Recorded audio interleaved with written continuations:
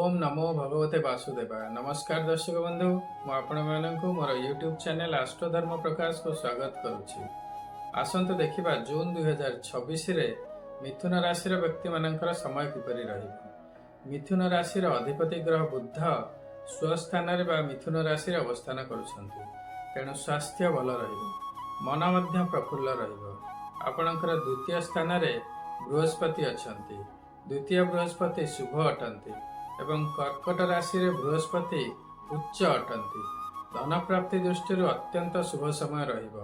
आपणकर गृह मध्य शुभ कार्य संपादन हेबो। वाणिज्य व्यवसाय रे आय बढ़िबो, लाभ मध्य बढ़िबो। व्यवसाय रे उन्नति हेबो। आपणकर वाणी रे मधुरता आसीबो। आपण भल भल सुस्वादु खाद्य खाइबे। संतान मानकर मध्य समय भल रहिबो। बृहस्पति प्रथम दृष्टि आपणकर षष्ठ स्थान को रोचे। षष्ठ स्थान अधिपति ग्रह मंगल मेष राशि रे स्वस्थान रे अछंती, तेणु स्वास्थ्य भल रहिबो। जदि किछि पुराना रोग थाए सेथिरे मध्य सुधार आसीबो। जदि किछि लोन बा ऋण आपण करिथांती तेबे सेथिरु आपणको मुक्ति मिलिबो। आपणकर वैवाहिक जीवन रे मधुरता रहिबो। जदि आपण विवाह पय चेष्टा करुथिबे तेबे विवाह हेबार संभावना रहिबो। आपणकर दशम स्थान रे शनि अछंती। दशम शनि शुभ फल प्रदान करती। समस्त कार्य रे सिद्धि हेबो। कर्म क्षेत्र रे उन्नति हेबो। प्रमोशन बा इंक्रीमेंट हेबार संभावना रहिबो। वर्तमान आपण मानसिक स्तर रे बहुत स्ट्रांग हेबे। मनोबल बढ़िबो।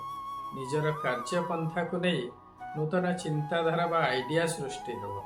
नूतन आय पंथा मध्य सृष्टि हेबो। वाणिज्य व्यवसाय रे उन्नति हेबो। आपणकर बृहस्पति शुक्र एवं शनि समस्ते शुभ अछंती, तेणु समस्त दृष्टि शुभ समय अछि। निष्ठार सहित कर्म करंतु, अत्यंत शुभ फल प्राप्ति हेबो। यह थिला विभिन्न ग्रह मानकर गोचर रे प्राप्त हेउथिबा शुभ एवं अशुभ फल। मात्र एही शुभ एवं अशुभर मात्रा केते रहिबो ताहा निर्भर करिबो आपणकर जातक रे सेमानकर स्थिति किपरि अछि। आपणकर केउ ग्रहकर महादशा बा अंतर्दशा चली अछि।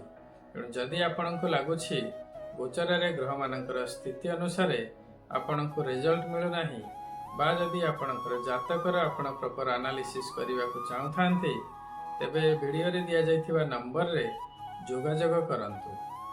वर्तमान पर्यंत जदि आपण मो चैनल को सब्सक्राइब करि नांती तेबे सब्सक्राइब निश्चय करंतु।